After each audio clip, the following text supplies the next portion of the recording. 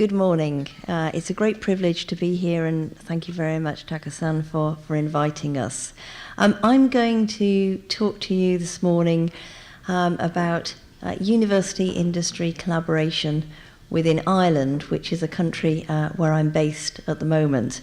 I'm very fortunate to be here representing on the ATTP Council and Board a UK and an Ireland organisation called Praxis Unico.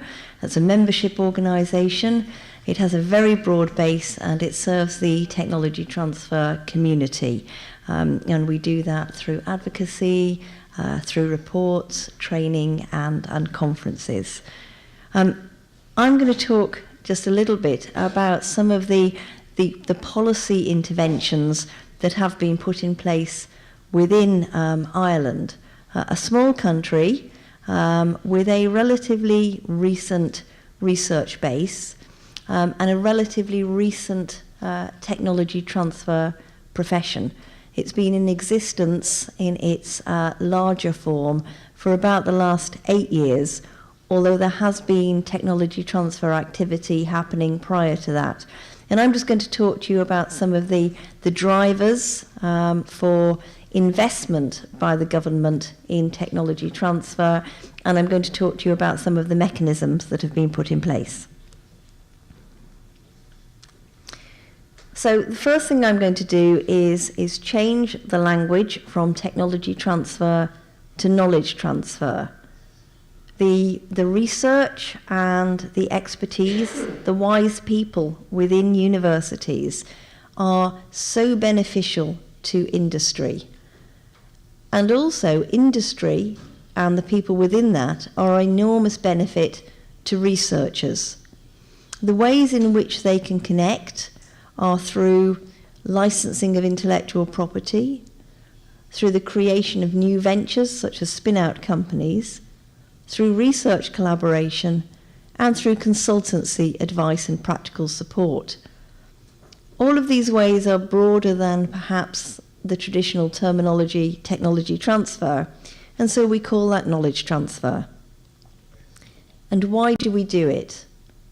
Jane talked about economic development, and in Ireland we are very clear from a government level that we invest in research to see the impact of that research, and a very important and significant way of seeing that return on investment is through engagement with companies.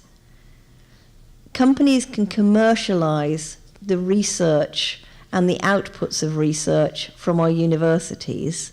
Companies will make sales. Sales will generate revenue. That can be reinvested in companies. Companies will grow, and companies will create jobs, and job creation is hugely important to us.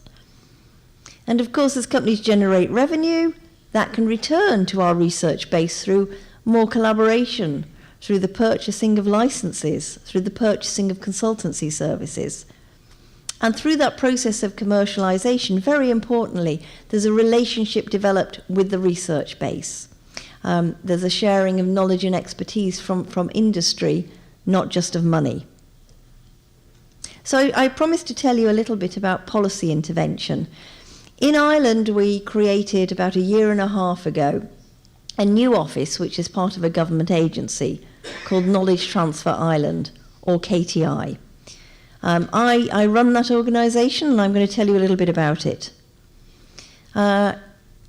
It's a single centralised function that supports and strengthens our knowledge transfer activity within the country.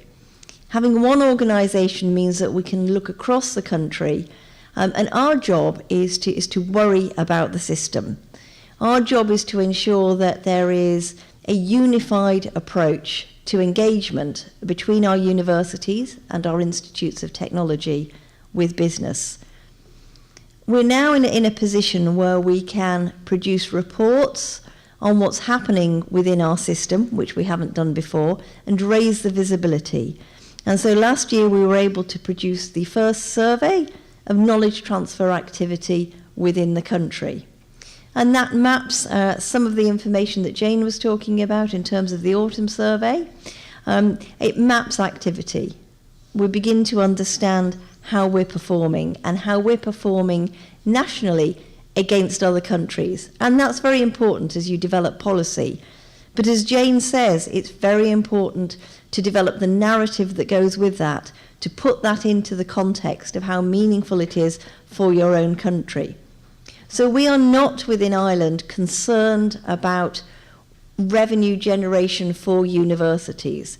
We are not overly concerned about royalty return from licensing. But what matters to us is the number of engagements with industry, the number of licenses that we execute, the number of collaboration agreements, because that way we feel it's important to stimulate innovation. So our mission in Knowledge Transfer Ireland is really to support that engagement with industry, to get the ideas and the expertise out there for the benefit of the economy and society. I talked about taking a system-wide approach to make things more predictable. Our job is also to help industry, to help companies understand how to access new technology, new intellectual property, and expertise, because quite often industry does not understand where to go.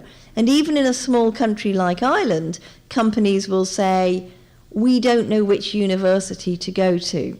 So we help make it a little easier by making available information in one place about the resources within all of the different universities and institutes.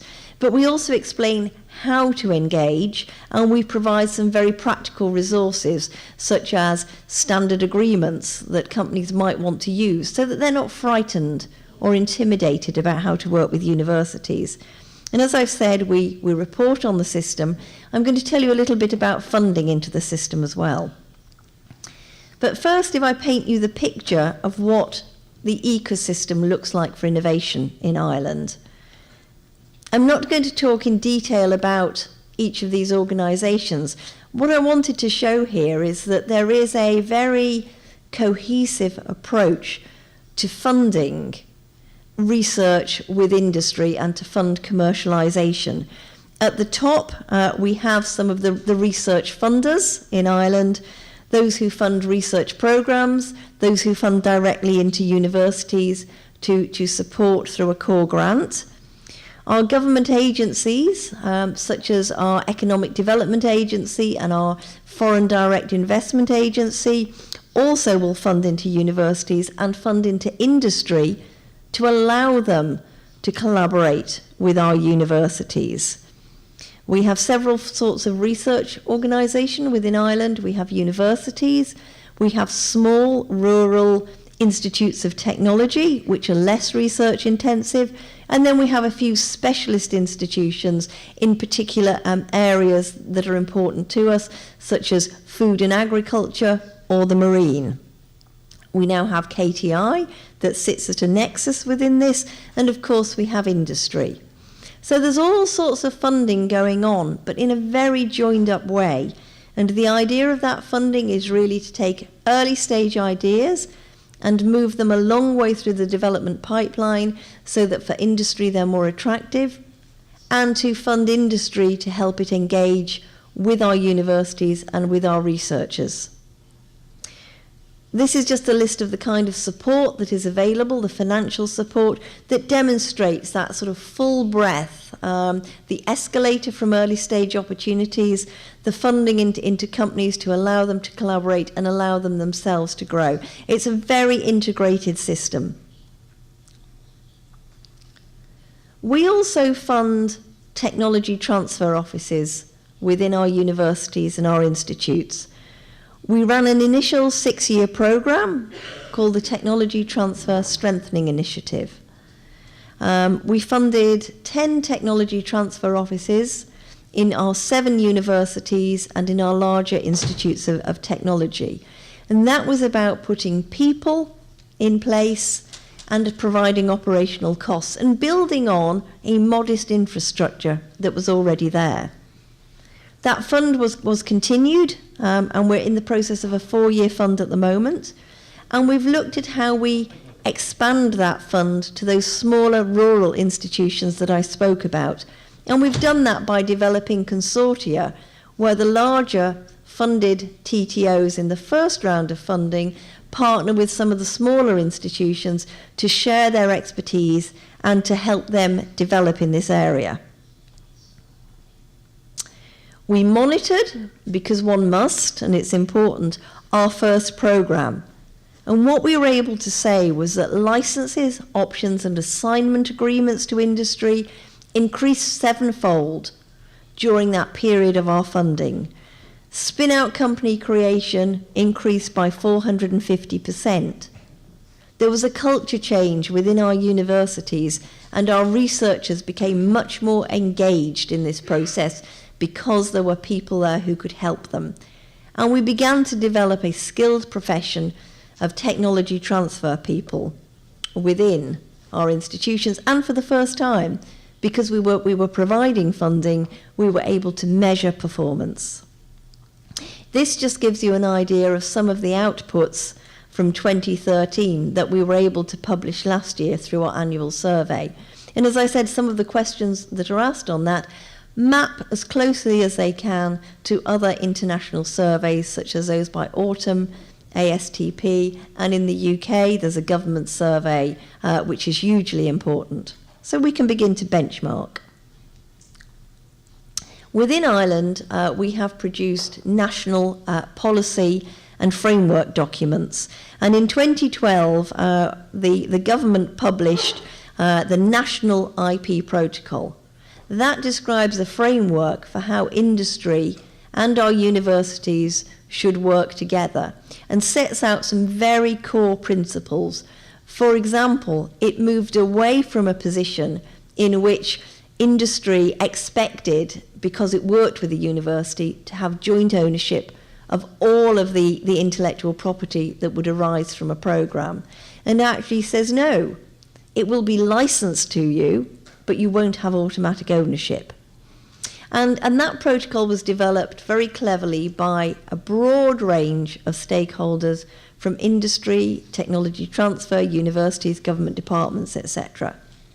And what that policy also said was you need to create a centralised function to continue to take that forward. And KTI was brought into being, and one of our responsibilities is to look after this national protocol. We're undertaking a review of it now that it's been out there as a living document for a couple of years, and we're going to make some changes to that to reflect how it's actually working in practice. I mentioned earlier on, in terms of policy and guidance, information that we now have available particularly for companies, and we have a whole suite of agreements that explain easily for companies how to work with universities and give them guidance notes. And that was modelled very much on the Praxis Unico model agreements in the UK, which were designed for technology transfer professionals. We've adapted those in the context of our own country in Ireland, and we've adapted those so that they are useful to industry primarily. We've developed a website again which helps industry find its way through to understand more about what's going on within Ireland.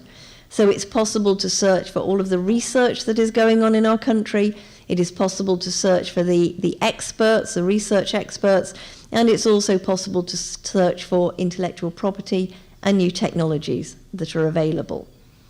We still have a long way to go, but what I wanted to show to you today is that we're making a start, that we have a very joined up approach to doing this within our country, that it's not easy, and that it does require investment. Thank you.